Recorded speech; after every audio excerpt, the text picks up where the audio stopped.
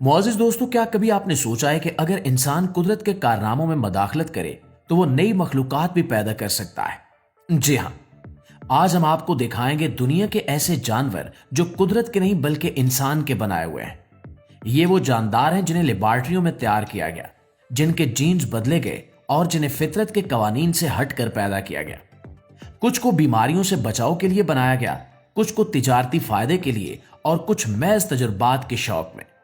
मगर सवाल यह है कि क्या इंसान को कुदरत के तख्लीकी निजाम में इतनी दखल अंदाजी करनी चाहिए?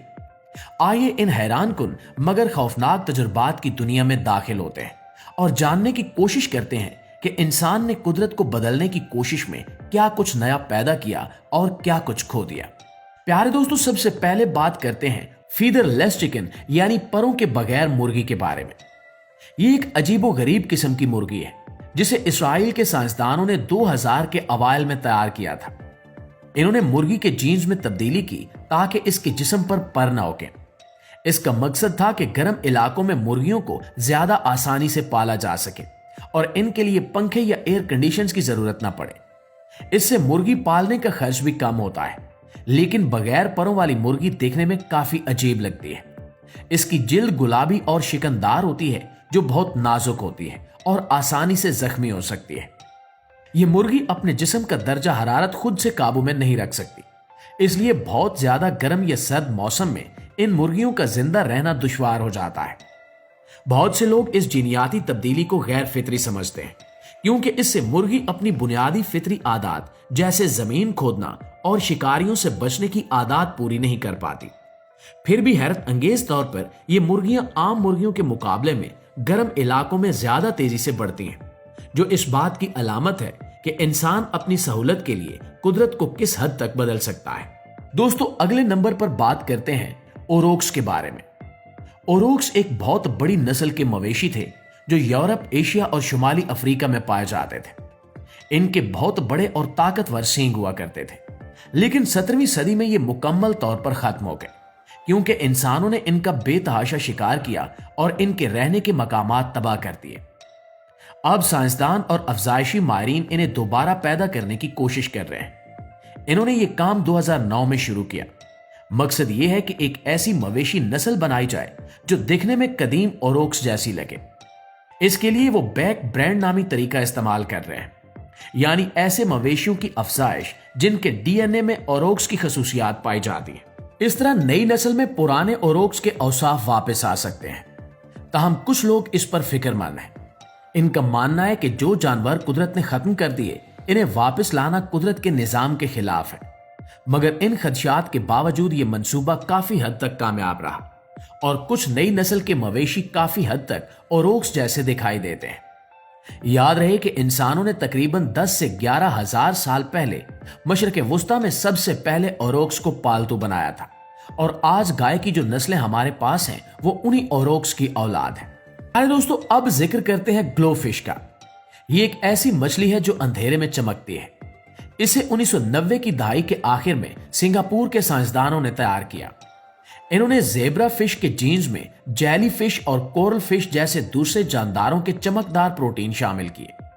इस प्रोटीन की वजह से यह मछली अल्ट्रा वायलेट रोशनी में चमकती है।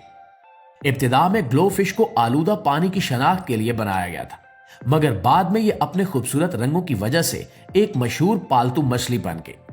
लेकिन नाकिदीन का कहना है कि सिर्फ ज़ाहिरी खूबसूरती के लिए किसी जानदार के जीन्स में तब्दीली करना गैर अखलाकी है। इनके मुताबिक अगर ये मछलियां जंगल या खुले पानी में चली जाएं तो वो आम जेब्रा फिश के साथ मिलाप कर सकती हैं, जिससे इनका चमकदार जीन कुदरती आबी निजाम में फैल जाएगा और यूं माहौलियाती तवाजुन बिगड़ सकता है। प्यारे साथियों, अब बात कर लेते हैं बेल्जियन ब्लू काउ की। ये बेल्जियम की एक खास किस्म की गाय है जिसमें डबल मसलिंग नामी जीनियाती तब्दीली होती है, जिसके बायस इसके जिस्म में गैर मामूली हद तक ज्यादा पट्टे बन जाते हैं। अगरचे ये गाय गोश्त की पैदावार के लिहाज से बहुत कारआमद है, लेकिन इसकी सेहत पर संगीन असरात पड़ते हैं। ज्यादा पट्टों की वजह से इसे चलने फिरने में दुश्वारी होती है, जोड़ों में दर्द रहता है और अक्सर बछड़ों को जन्म देने में सर्जरी की जरूरत पड़ती है। इसीलिए बहुत से माहिरीन के मुताबिक सिर्फ मुआशी फायदे के लिए ऐसे जानवर बनाना अखलाकी तौर पर दुरुस्त नहीं है। नाज़रीन ग्रामी, अगले नंबर पर बात करते हैं सडन डेथ मॉस्किटो की। ये एक खौफनाक मिसाल है कि इंसान जीन्स को कैसे अपनी मर्जी से बदल सकता है।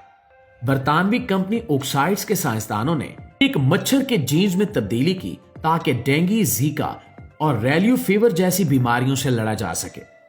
इनमें एक ऐसा जीन शामिल किया गया जो मच्छरों के बच्चों को जवान होने से पहले ही मार देता है।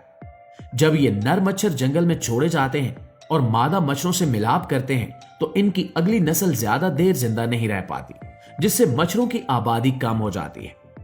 कुछ इलाकों में यह तरीका बीमारियों के फैलाव को कम करने में कामयाब भी रहा, मगर सवाल यह है कि अगर हम इस तरीके को इस्तेमाल करते हुए मच्छरों की पूरी नस्ल ही खत्म कर दें तो कुदरती माहौल और खुराक की जंजीर पर क्या असर पड़ेगा? आप इसका जवाब कमेंट में हमें जरूर दीजिएगा। नाज़रीन ग्रामी, अब बारी है स्पाइडर गोट की। ये एक निहायत अजीब बकरी है जिसे 2000 की दहाई के आगाज में यूनिवर्सिटी ऑफ वर्मिंग के साइंसदानों ने तख्लीक किया। इन्होंने मकड़ी के रेशम बनाने वाले जीन्स को बकरी के डीएनए में शामिल किया। नतीजतन बकरी के दूध में एक खास प्रोटीन पाया जाने लगा जो मकड़ी के रेशे जैसा मजबूत और लचकदार होता है। इस प्रोटीन को दूध से अलग करके मजबूत मवाद बनाने में इस्तेमाल किया जाता है, मसलन बुलेट प्रूफ जैकेट, सर्जिकल टांके और दीगर सनती मसनूआत, जो वाकई हैरानकुन है। यानी ऐसी बकरी जो दूध के साथ मजबूत रेशे भी देती है। दोस्तों, अब जिक्र करते हैं किलर बी का।